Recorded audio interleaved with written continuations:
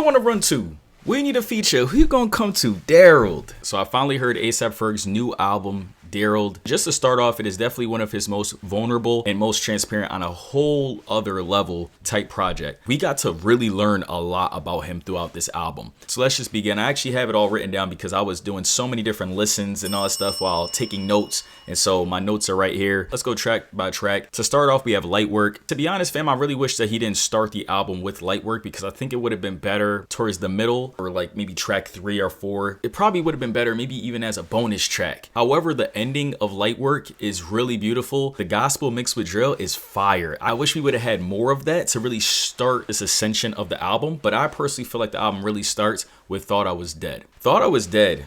And you can see by the plays, it's definitely the most popular song and it deserves that. It's one of my favorite songs off this project. They thought I was dead. Nope. They thought I was dead. Who lied? Who lied? Like, that shit cold. Especially because look at, they have that. Tyler the Creator just had the song Thought I Was Dead as well.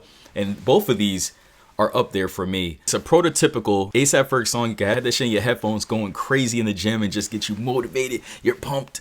Perfect. Then we flow right into Alive featuring Dapper Dan. And honestly, this right here is what really showed me that, hold on, he's gonna talk to us in this album. We're gonna get to know A$AP Ferg. DAROLD in this album. Can you be a rapper but also live your life like a monk? I want to be like Future and drop every month, but if it ain't the vision, then God's holding my tongue. In Alive, he spoke on being unhappy with the music industry and life as a whole and really just told us how he's been feeling this past couple of years. He even spoke about the struggles he's having with his weight and his own physical health. But I love at the end, he uplifts us and says, stay afloat. Not entirely sure how I feel about the first half of Alive though, but that second half when he was really just talking, that makes me want to go and listen to some of his other projects and see if I could hear some of those type of poetic lyrics throughout his old music. Allure is solid. Future and Mike Will made it. This is just a dope song to listen to. This flowing right into Demons was really, really cool. And I feel like Future and Denzel Curry did great on their features. Just smooth,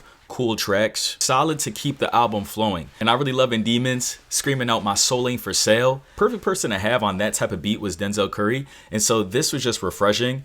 But he's speaking on it with the Demons. He's really talking about really talking about some things that we're not supposed to talk about in the music industry, and he's just letting it be known. His label said, fuck it, drop the album. You could talk about whatever, as long as we're making money. That's all they care about is money. So go ahead and speak on your soul kind of being for sale if you want to go to the next level, kind of what he's saying. My soul ain't for sale. I'm going to do this the authentic, genuine way, the best of my ability. Now we flow right into Messy, and I thought I was going to hate Messy. I usually don't like those type of songs like in the beginning.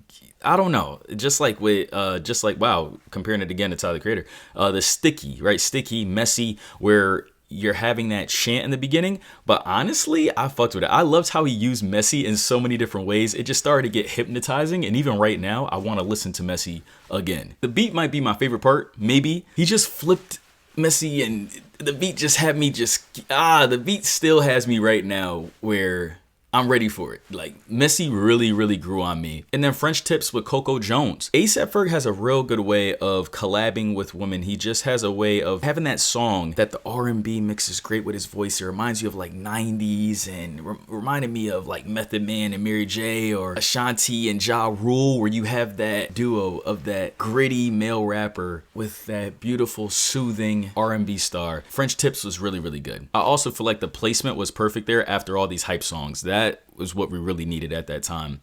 And you know what? Dead Homies, a lot of people might not like Dead Homies, but I appreciate it because after all of this 7 songs of him being vulnerable, deep, we didn't get to the most vulnerable song yet, that's for sure. And then having hype rapping and all that stuff, and then we have some R&B with the singing going on. I was okay with just a little break. I kind of felt like it was an extended interlude where he's just really singing about all the dead homies, just losing people that he loves, and that weighing on him as well. A lot of artists, they don't admit this.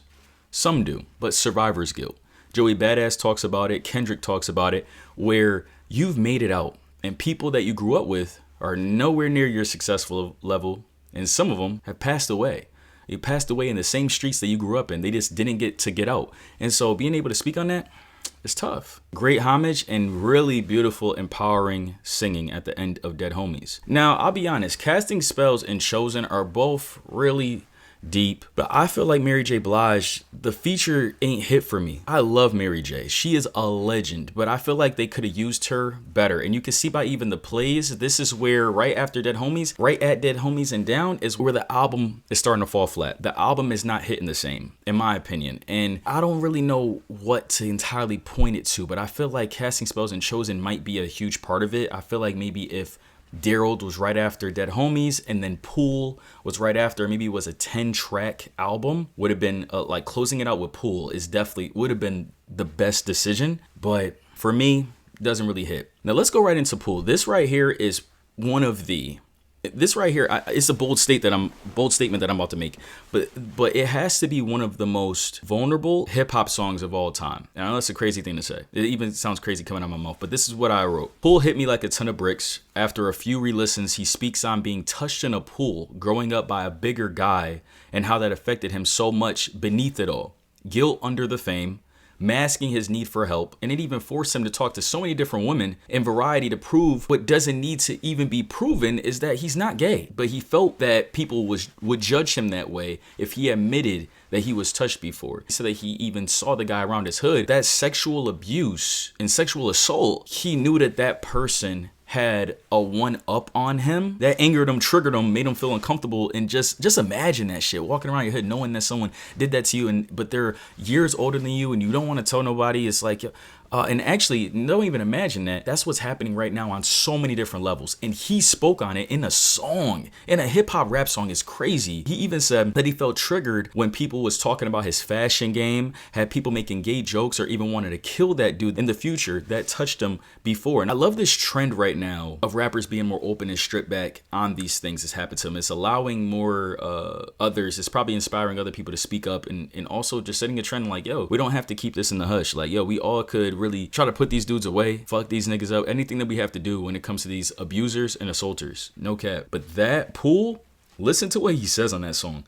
Whew. And just to close it out, we have DAROLD featuring Nicki Nelms, and also the other one was Elmine. But DAROLD was pretty much him just saying, I'm tired of being humble. This is his new chapter. He wants respect, and it is a dope fire ending. And I really do appreciate the fact, I do love the hunger. I love the fact that he just was like, nah, like I'm tired of this, I'm tired of that. This is exactly who I am. Every single time, if you need a fire feature, if you need a song to go to the gym to, if you need a song to bump while you drive, and if you need a hit, I've been making hits. Maybe they're not the biggest in the world, but I'm someone also that has been doing this for a very long time, and that's a fact. We all know that when it comes to A$AP Ferg. So with that being said, I hope that this is the new chapter. I hope that this does set a trend and keep going forward. Now, when it comes to the album in its entirety, his flow, his hunger is like no other, right? A$AP Ferg really got it done right here. This might be one of his best projects. This might be his best project. I have to listen and re-listen to some of the other ones, especially when I grew up listening to a few of them to really see. But DAROLD is a fire project. I'm actually like, it's something that, like I said, if my least favorite song is Casting Spells and Chosen in the first song, but if it was just a 9-song project right there, who knows? Who knows? It would have been really, really solid. Now, some of the song switches, I don't really understand why we have to do that now, where it seems like songs can't stay the same now. It's like, yeah, switch it up sometimes. But sometimes it's like, you didn't need to switch it up there, buddy. So that's where it could be like, what the fuck? Besides these points, though, A$AP Ferg definitely delivered, in my opinion. This was solid. It wasn't one of the best albums of the year. Wasn't one of the top 5, in my opinion, hip hop or rap albums of the year, sadly. But this album was still a good time. I would probably give this album a 7 out of 10. And with that being said, it's your boy JaKar. Check out some of my other videos. Hit the subscribe button. Thank you guys for watching. A$AP Ferg, DAROLD.